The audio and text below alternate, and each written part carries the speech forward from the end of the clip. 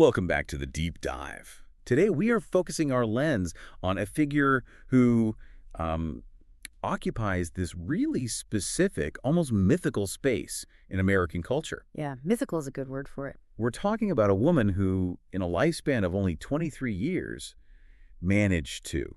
She fundamentally altered the pop culture landscape, not just for Texas, but really for the entire hemisphere. It's a story that is, it's incredibly difficult to tell without getting overwhelmed by the ending. Right. Most people know the tragic conclusion before they even know the nuances of the beginning.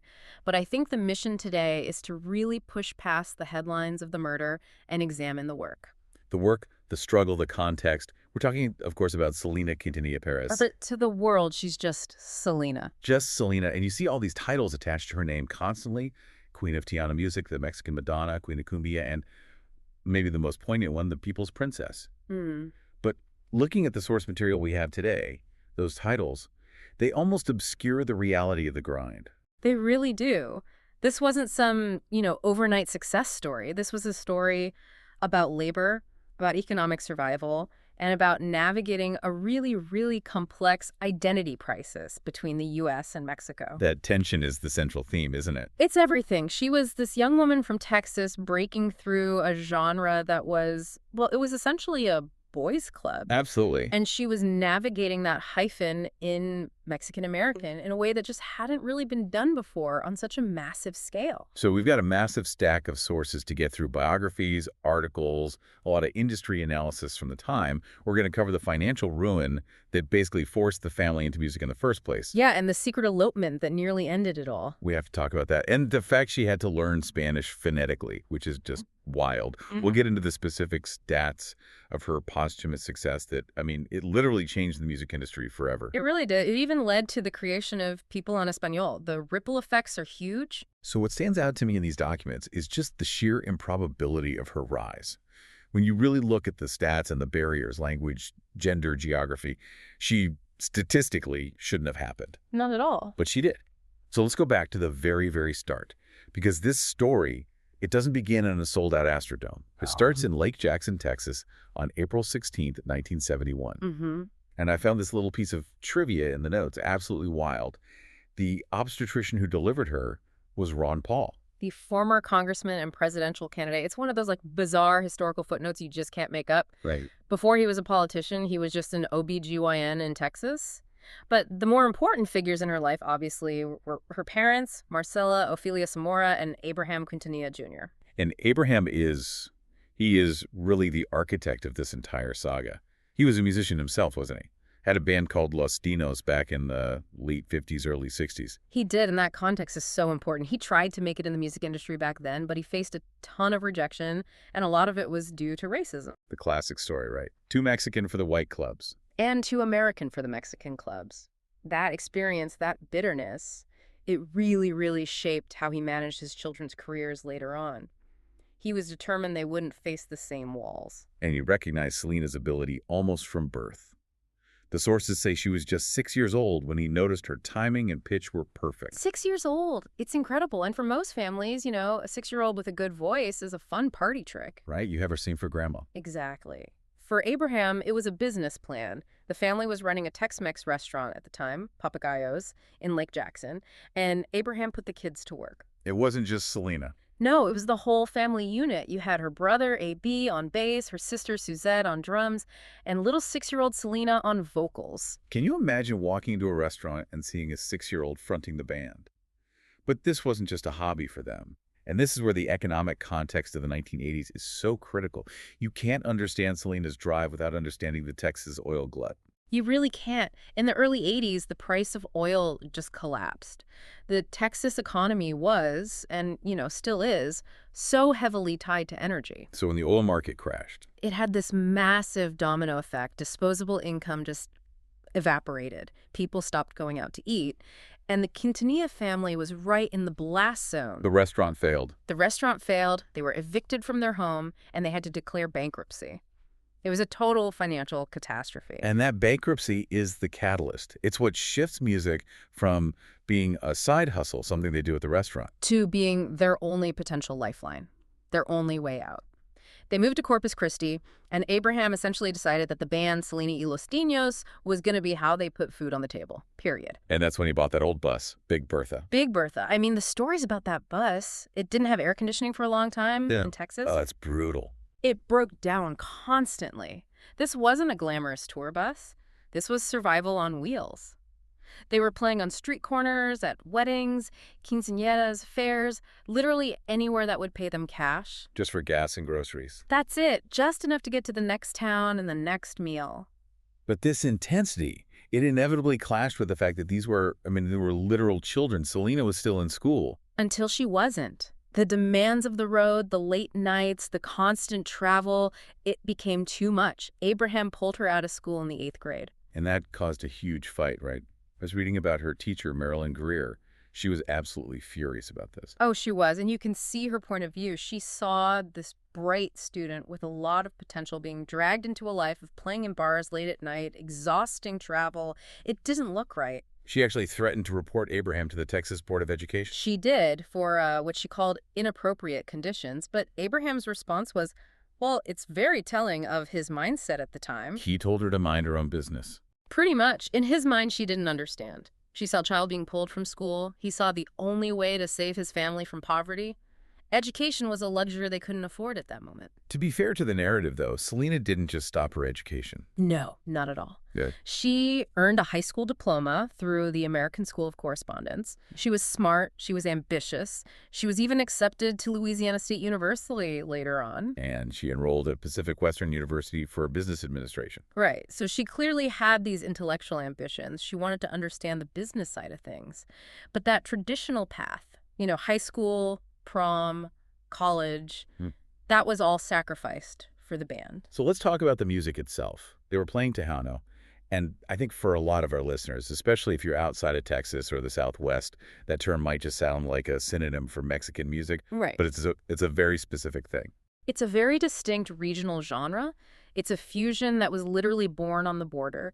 You have to remember that Texas had this massive influx of German, Polish, and Czech immigrants in the 19th and early 20th centuries. Which explains the accordion. You always hear the accordion. That's exactly where it comes from. They brought the accordion and the polka rhythm. So Tejano music takes those European folk rhythms, the polka, and it blends them with traditional Mexican styles like ranchera and cumbia. And then it gets an American twist. And then, this is the key, it mixes in American jazz and country influences. It is the literal sonic representation of the hyphen in Mexican American. But in the 80s, this was a man's world. Male-dominated is a huge understatement. It was a boys' club. And the promoters were explicitly sexist about it. They told Abraham to his face. To his face. Yeah. They said a female lead singer couldn't sell records in this genre. They were refused bookings constantly just because Selena was a girl. The reason they were given was always, this is a historically male-dominated field. So you have the gender barrier. And on top of that, you have this massive linguistic irony. The future queen of Latin music, Selena Quintanilla. She couldn't really speak Spanish. That is the detail that always floors people. She was a native English speaker. She grew up speaking English in Texas. Her dream was to sing pop music. Like Donna Summer or Madonna. Exactly. But Abraham, with his business hat firmly on, insisted they do heritage music. He knew from his own experience that, looking the way she did, the American pop market would be much, much harder to crack than the Latin market. So she had to learn all the songs phonetically. It was essentially rote memorization at first. Can you imagine?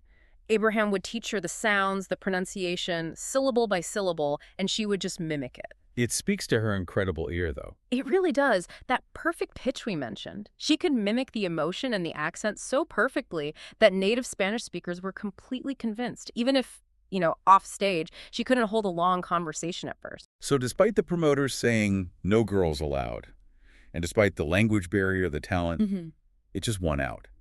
She recorded her first LP in 1984, but the real shift, the moment things started to turn, was in 1987. The Tejano Music Awards? She won Female Vocalist of the Year. She did. And just to show you how total her dominance became, she won that same award for 9 consecutive years after that. 9 years in a row. She basically retired the trophy. No one else stood a chance. And exposure on shows like the Johnny Canales Show helped get her face out there, but by 1989, she was attracting some serious corporate attention. This brings us to the major label era, and it starts with this fascinating little business skirmish between EMI Latin and Sony Music Latin. Right. Both wanted to sign her. Both wanted her badly, and this is a classic case study in business strategy versus quick cash. Sony came to the table with a huge checkbook. They offered double the signing fee that EMI offered. To double the money for a family that had been bankrupt just a few years prior, that must have been incredibly tempting. It had to be. But Abraham was playing the long game. He had learned from his own past. He chose EMI Latin because of one man, Jose Behar. And what did Behar see? Behar was the head of the newly formed EMI Latin, and he saw something that the execs at Sony, and honestly, even his own bosses at EMI didn't quite see. He saw the crossover potential. He saw the future. He explicitly told his superiors, "I have found the next Gloria Estefan." He believed Selena could sell to the English-speaking market. Sony just wanted a Tejano singer for the regional market. Behar wanted a global superstar. But even within EMI, Behar had to fight for her. Oh, yeah. His bosses were deeply skeptical that a Mexican-American woman from Texas could cross over into mainstream pop. They actually denied his request for an English crossover album at first. What was their reasoning? They told her she needed to build a bigger base first, go prove yourself in the Latin market, and then we'll talk. So she went to work. The album Ven Conmigo in 1990 was the first Tejano album by a female artist to go gold, a huge milestone. But the real explosion was Entre a mi Mundo in 1992. That's the one. That album contains Como la Flor, which is arguably her signature song. Absolutely. It's the song everyone knows. And musically, that song is so interesting because it's not just a traditional polka. It has this synth pop drive to it. That was A.B. Quintanilla's genius as a producer. He was evolving the sound of Tejano, making it slicker, more modern, more radio-friendly for a pop audience, but while keeping that core cumbia rhythm. And it worked. Como la Flor hit #1 on the regional Mexican charts and just stayed there for months. But more importantly, it was the key that unlocked Mexico. And we have to pause on the Mexico strategy because for a pocho, which is, a slang term for an Americanized Mexican conquering the music market in Mexico, is incredibly difficult. There's a lot of cultural gatekeeping. A ton. Pocho can be a derogatory term. It implies you've lost your roots, that you aren't Mexican enough. So when EMI booked her for a press tour in Monterrey, the executives were sweating bullets. They were terrified the press would just eat her alive for her broken Spanish. They thought it would be a disaster. They thought she'd be mocked. They'd call her a fraud. Instead, the complete opposite happened. She won them over. She charmed them completely. She went into that press conference, and instead of trying to fake her fluency or be something she wasn't, she was just humble. She apologized for her Spanish. She hugged people. She was warm and genuine. And the press loved it. They dubbed her an artista del pueblo, an artist of the people. And you have to look at the visual landscape of Mexican media in the early 90s. The telenovelas were dominated by very light-skinned, often blonde, European-looking actors. And then Selena walks in. And Selena looked like the audience. She looked like the people in the crowd. She wasn't some distant, fair-skinned star. She was one of them. And that connection was immediate and powerful. The proof was in the numbers. She played to 70,000 people in Nuevo León. 70,000. It was definitive proof. She wasn't just a Texas regional act anymore. She was an international star. And right as her professional life is going completely stratospheric, her personal life enters this very dramatic, almost Shakespearean phase. Enter Chris Pérez. The new guitarist. Chris was a rocker. He had a heavy metal background, long hair, very different vibe from the rest of the band. Which probably didn't help with Abraham. Oh, not at all. But he was a phenomenal guitarist. And the chemistry with Selena was, by all accounts, immediate. Her brother, A.B. and Chris actually wrote the Coca-Cola jingle for the band together, so they were collaborating creatively from the start. And then there's the famous Pizza Hut moment. It's become part of the lore. They were at a Pizza Hut, of all places, and that's where they finally confessed they had feelings for each other. But hanging over this whole secret romance was the shadow of Abraham. Abraham was, well, incredibly protective is one way to put it. But it was more than just being a protective dad, right? There was a real cultural anxiety there for him. Yes. The sources say Abraham feared Chris was a Matista. That was his big fear. In that cultural context, he was terrified that Chris would marry Selena and then demand that she stop singing and become a housewife. He saw Chris as a threat to her career. A threat to her freedom, and let's be honest, a threat to the entire family business that he had built from nothing. So when Selena's sister, Suzette, caught them flirting and tipped off Abraham, It went nuclear. You fired him on the spot. Called him a cancer in my family, fired him, stopped the bus, and literally left him on the side of the road. And he threatened to disband the entire group if Selena kept seeing him. An impossible situation for her. Totally. So they did the only thing two young people in love would do in that situation. They kept seeing each other in secret, and then they eloped. April 2nd, 1992. They just went to the courthouse. They figured forgiveness was easier to get them permission. Their logic was, if they were legally married, what could Abraham do? He couldn't stop it then. But the media found out almost instantly. Within hours. Abraham apparently heard it on the radio before they even had a chance to tell him. It was a very tense standoff for a while. But he came around. Eventually, yeah. He realized he was about to lose his daughter and his lead singer. He apologized, he accepted the marriage, and he welcomed Chris back into the band. And that stability, finally having her personal life settled, it seems like it set the stage for 1994, which was really her peak year, the year of Amor Prohibido. If you're looking for the moment that Tejano music broke through the glass ceiling into the mainstream consciousness, this is it. Amor Prohibido was released in March 1994. It shifted the culture. It took Tejano out of this regional niche. And brought it to a younger, wider, more diverse audience. The track list is just insane. Bidi Bidi Bom Bom, No Me Queda Más, the title track, Fotos y Recuerdos. It's hit after hit. Bidi Bidi Bom Bom is such a perfect example of that evolution we were talking about. It's not Tejano, it's not pop, it's not reggae. It's all of them at once. It is, and the story behind it is that it started as just a soundcheck improvisation, just nonsense words and a fun rhythm. And A.B. heard it and molded it into this reggae cumbia pop fusion masterpiece. And the album was huge. It became one of the best-selling Latin albums in the U.S., and it broke barriers in places like Puerto Rico and Central America, where Tejano music usually didn't travel. She was a phenomenon. And by 1994, she's a mogul. She's not just singing, she's building an empire. She opened her 2 boutiques, Selena, etc. One in Corpus Christi, one in San Antonio. And these weren't just like little clothing stores? Oh, no. They were full-service beauty salons. She was designing the clothes herself. She was deeply involved, and they were wildly profitable. Hispanic Business Magazine estimated she was earning over $5 million just from those ventures. Which brings us to the fashion. It was such a huge part of her brand. The bustiers, the high-waisted pants, the purple jumpsuit. The purple jumpsuit from the Astrodome. Iconic. She was often called the Mexican Madonna because of the bustiers. But the context was so different. In the 90s, the mainstream fashion ideal was heroin chic.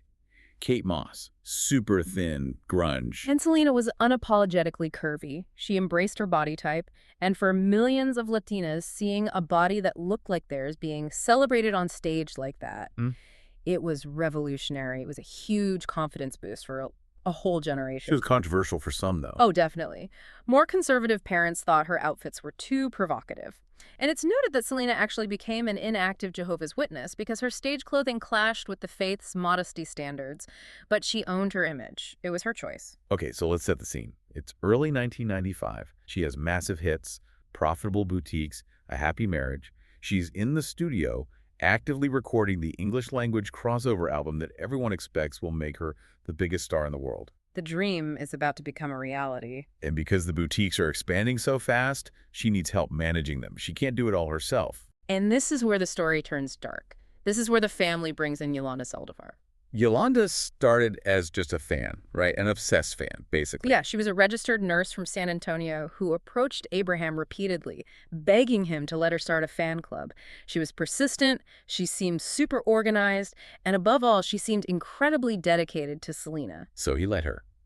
And she became president of the fan club. And she became a close friend to Selena. She integrated herself into the family's inner circle, so when the boutiques got too big for Selena to handle day-to-day, promoting Yolanda seemed like a natural choice. In early 1994, she was made the manager of the boutiques. And almost immediately, the red flag started going up. Staff members started complaining about her. It was classic manipulative behavior from what the sources describe. She was firing people she didn't like. She was creating a wedge between Selena and her longtime staff. Her behavior was described as erratic, possessive, controlling. People tried to warn Selena. Multiple people. Her cousin, some of the fashion designers.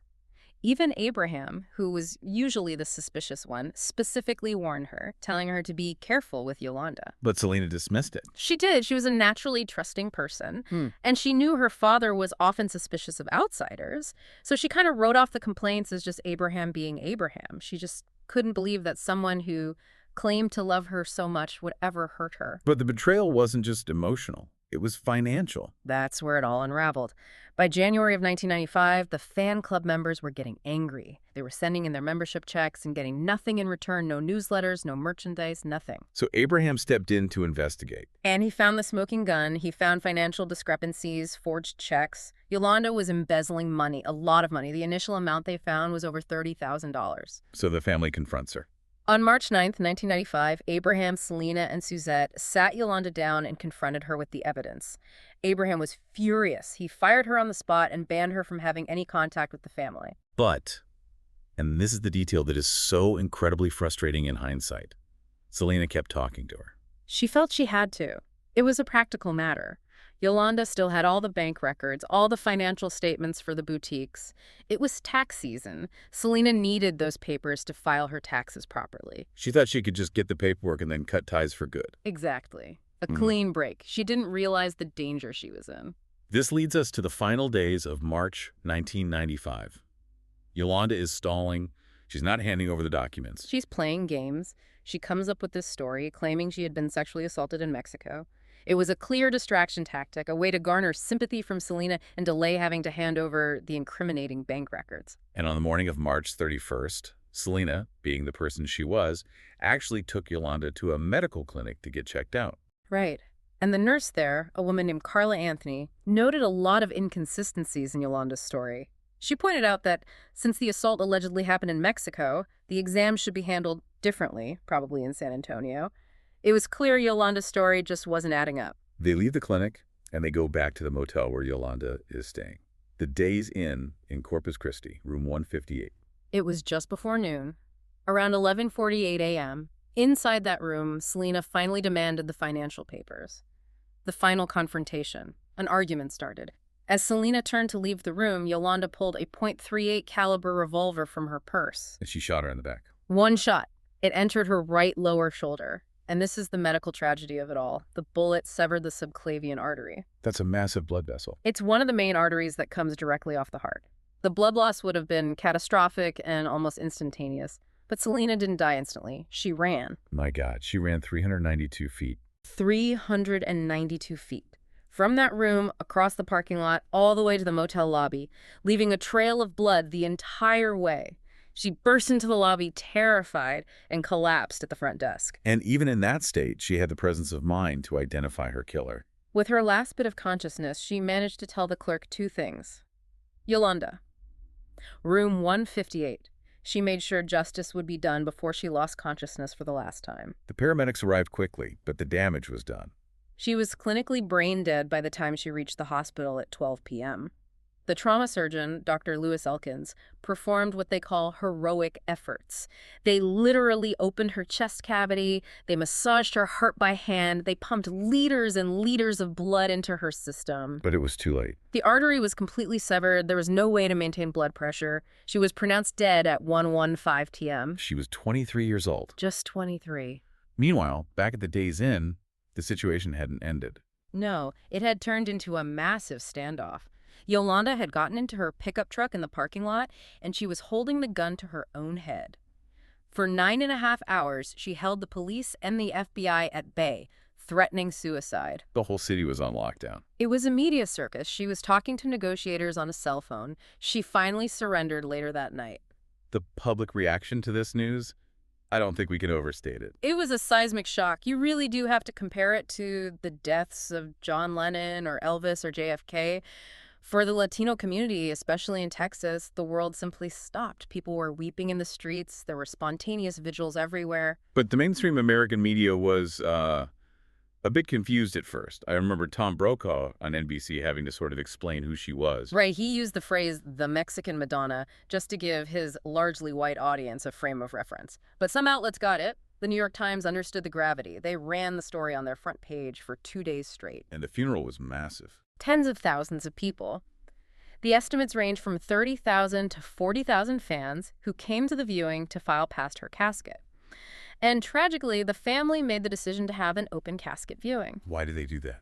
Because of the horrible rumors that were already flying around. Rumors that she wasn't really dead, that it was a publicity stunt, or that the coffin was empty. Abraham felt he had to prove to the fans that she was really gone. It was just a heartbreaking decision to have to make. There's a grim coincidence regarding that day, too, in the notes. Yeah. On the very same day as her funeral in Corpus Christi, there was another workplace shooting in the city where a disgruntled employee killed 5 people. In any other circumstance, that would have been the biggest national news story of the day. But it was completely buried. Almost completely buried by the overwhelming coverage of Selena's funeral. Speaking of coverage, this brings us to a really pivotal moment in the American publishing industry. It centers on People magazine. This is a business legend. The editors at People in New York saw this huge outpouring of grief and decided, kind of on a whim, to print a commemorative issue dedicated to Selena. They figured it would sell well in Texas and maybe California. They had no idea what was coming. They were not prepared. It sold out instantly, everywhere. We're talking nearly 1 million copies. It was the first time in the entire history of People magazine that a single issue had completely sold out at the newsstand. The executives in New York finally had their aha moment. A huge one. They realized they had been ignoring a massive, passionate, and lucrative demographic. They realized the Hispanic market in the U.S. had immense purchasing power and a deep hunger for representation. And that one issue led directly to the creation of People en Español. That magazine exists today because the Selena commemorative issue proved there was a giant untapped market for it. Of course, in the midst of all this grief, there were culture wars. We have to discuss the Howard Stern incident. Ugh. This was just ugly. Howard Stern was at the absolute height of his shock jock era. And just days after her murder, he went on air and mocked her, mocked the mourners, and played her music with gunshot sound effects layered over the tracks. The quotes from that show are pretty vile. They're awful. He said, Alvin and the Chipmunks have more soul, and Spanish people have the worst taste in music. He was tapping into a really deep, ugly vein of racism and dismissal of Latino culture. But the backlash was swift, organized, and effective. It was. The League of United Latin American Citizens, LULAC, organized a boycott. They went after his advertisers. Sears pulled their ads. McDonald's pulled their ads. It got so heated that a judge in South Texas actually issued a warrant for Stern's arrest for disorderly conduct. That couldn't have been legally sound. It was legally dubious at best, but it was symbolic of the absolute rage in Texas. Stern eventually issued a statement in Spanish saying he didn't mean to cause anguish, but it really highlighted this massive divide between mainstream shock culture and the Latino community's genuine grief. Politics got involved, too. George W. Bush was the governor of Texas at the time. He was, and he declared April 16th, her birthday, as Selena Day in Texas. This was just a few weeks after the murder. And even that, a simple proclamation of mourning, drew backlash. It did. Some European Americans wrote letters to the editor complaining, asking why she deserved a special day. Her birthday happened to fall near Easter that year, and people argued it was disrespectful to the holiday. But the Mexican-American community defended it fiercely. It became this proxy war for validation, a way of saying, our heroes matter just as much as yours. And finally, on the controversies, there's the issue of the gun itself. Yeah, years later, in 2002, a judge ordered the revolver that was used in the murder to be destroyed, cut up into pieces and thrown into Corpus Christi Bay. And historians were upset about that. They were. Historians and museum curators argued that, as tragic as it was, that gun was a significant historical artifact. Yeah. That it belonged in a museum as part of the story, but the court decided to essentially erase it from history. So now we have to look at the legacy. Because typically, after a tragedy like this, posthumous fame fades after a while. With Selena, it just exploded. And that brings us to Dreaming of You. This was the English-language crossover album she was working on when she died. It was released in July 1995, just a few months after the murder. The numbers are just staggering. On its first day of release, it sold 175,000 copies. In its first week, 331,000. It debuted at #1 on the Billboard 200 chart. She was the first Hispanic artist to ever do that. And she achieved a record that I think still stands out. 5 of her albums were on the chart at the same time. She was the first female artist in history to have 5 albums on the Billboard 200 simultaneously. Dreaming of You went on to sell over 3.5 million units in the U.S. alone. To this day, it's the best-selling Latin album of all time in the United States. The terrible irony, of course, is that she finally achieved that massive crossover dream. But she wasn't there to see it. She conquered the English market in death. And then came the movie. For a whole generation of people, Jennifer Lopez is Selena. That 1997 biopic was absolutely crucial. It was a major Warner Bros. Production. It's interesting, Salma Hayek was actually the first choice for the role. Oh, I didn't know that. Yeah, but she turned it down. She felt it was still too soon after the murder, too raw. So they held massive casting calls, and they found Jennifer Lopez, who was mostly known as a dancer from New York at the time. And there was a backlash to that casting, too, initially. Huge backlash. People protested because J-Lo is Puerto Rican, not Mexican-American. They felt she wouldn't understand the specific culture, the nuances of the Tejano world. But her performance silenced everyone. It was a star-making performance. It launched Jennifer Lopez into superstardom. But more importantly, it cemented Selena's story in the global consciousness for a new generation. And the commercial viability of the Selena brand, it just hasn't slowed down. Yeah. In 2016, Cosmetics released a collection. And that was driven entirely by an online fan petition that got hundreds of thousands of signatures. And when it finally launched, it became the best-selling celebrity line in the entire history of Cosmetics. Not just Latin history, all history. All of cosmetic history. It sold out in minutes. The demand was insane. And we've seen the Google Doodle, the Netflix series in 2020, the posthumous Lifetime Achievement Grammy in 2021. She just received the National Medal of Arts. She is, without a doubt, more famous and more influential now than she was even when she was alive. But I want to end on a really provocative thought that I found on our research. We always talk about how she opened the doors for the Latin explosion of the late 90s for Ricky Martin, Shakira, Jennifer Lopez, Enrique Iglesias. And she undoubtedly did. She proved to the major labels that the market existed and was profitable. But there's a quote here from John Lanner, who was the Latin music editor for Billboard magazine at the time, and it really just stops you in your tracks. He said, the Tejano market died with her. Wow. It's a devastating observation, but if you look at the data, he's kind of right. Tejano music, that specific genre of polka fusion from Texas, it peaked with Selena. After she died, the genre's mainstream popularity receded. It never became the global force that, say, reggaeton is today. So in a way, she wasn't just the queen of the genre. She was the load-bearing wall holding the whole thing up. Exactly. Without her charisma, her star power, and her brother's ability to modernize the sound, the genre just couldn't sustain that level of mainstream interest. It retreated back to being a regional niche. It forces you to ask that big what if. If she had lived, if she had personally led that Latin explosion instead of just being its symbolic martyr, would we all be listening to Tejano today the way we listen to Bad Bunny? Or was she just a singular, unrepeatable anomaly? It's the tragic, unanswerable question. It makes you realize the fragility of culture sometimes.